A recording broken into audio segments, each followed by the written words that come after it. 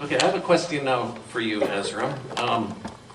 As I was reading this book, there was a great deal of attention on human rights, particularly in Islamic countries, but also in parts of Africa. There wasn't nearly as much attention to climate change or to peak oil. And I was left with the conclusion that this was a book that was designed to persuade American legislators not to impose restrictions on the importation of oil from the tar sands. And I was also left wondering, is this a piece of propaganda that was kind of cooked up with the Canadian Association of Petroleum Producers, Suncor, or some of the others who are active? Excellent question. And I'm just wondering, what would you, for someone like me who kind of goes in and likes to read books and is walking away with that conclusion, what would you say to people like me? I've been asked that very often, and I over-answer because it's such a prickly question. I'll tell you where the book idea came out. Can I take maybe 3 minutes of this? Okay.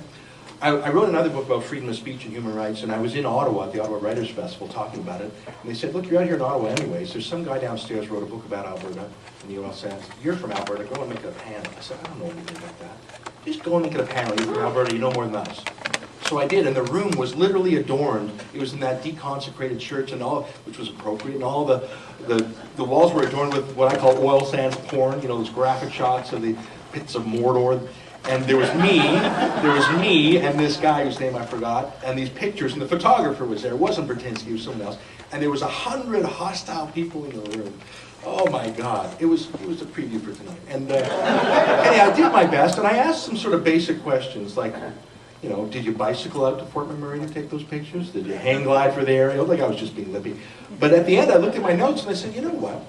I've got a bit of a book here, but I thought something else. I thought I did not persuade a single person in this room, not one. Why? Because I was talking like a right-wing oil man.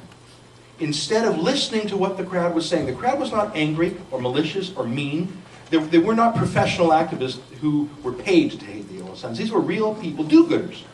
Why wasn't I connecting with them? Because I wasn't talking their language. What did they truly care about?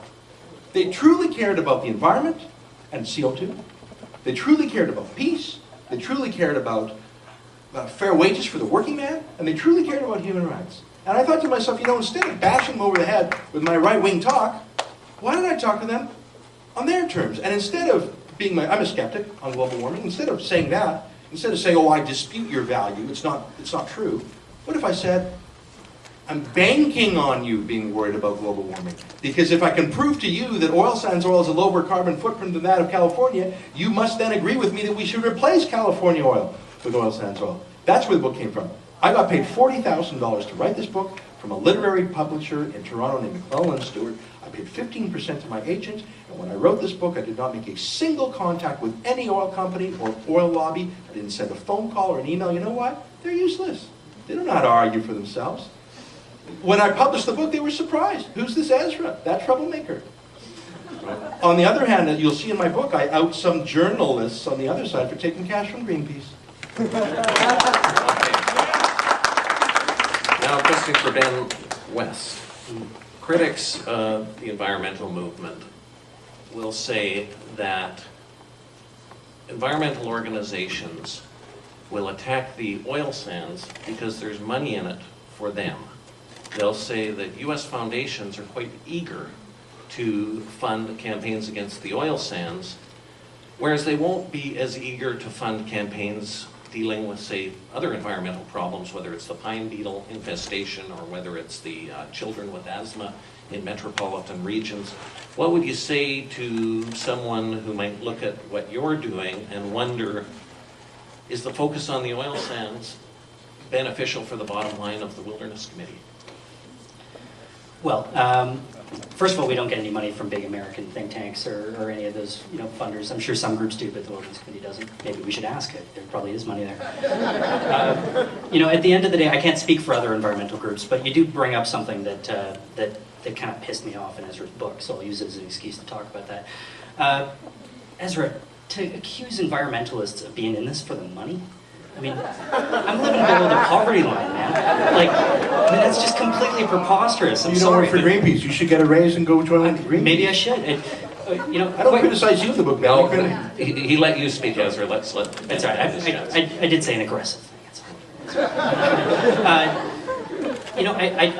I find it remarkable. And I mean, maybe if I was trying to take a trick out of Ezra's book, I'd say, well, if people are giving money to it, that must be because it's important. If I was trying to pretend that the free market actually determined, what's right and wrong, then perhaps there's some truth to it in that sense, because people do care about the tar sands and they do give money to campaigns related to the tar sands. But there's a reason. It's because it's a big, atrocious nightmare. It's the biggest industrial project in the world, and if we continue to develop it, it'll seal the deal for global warming, right? Like, there's a reason why people care about that issue. And yes, we do work on issues that people care about, and we pay attention to what people donate to, of course. But at the same time, we work on a lot of other issues that nobody notices. And if people support one thing and they don't support another, that's just how it goes. But I can't speak for what's motivating other people, but I can tell you, I get out of bed every day and I try to think, what can I do that's going to make a real difference? And here we are in Vancouver. And I think we've got the potential to stop the flow of oil to Asia in these expanding markets. And I think, here we are in this birthplace of Greenpeace and the Suzuki Foundation and the Wilderness Committee, Adbusters, the home of activism in Canada, really. And, we can be the place where this stops. We can say no to the export of oil from the Athabasca tar sands to these expanding markets overseas. And that would make a real difference. So that's why we should do it.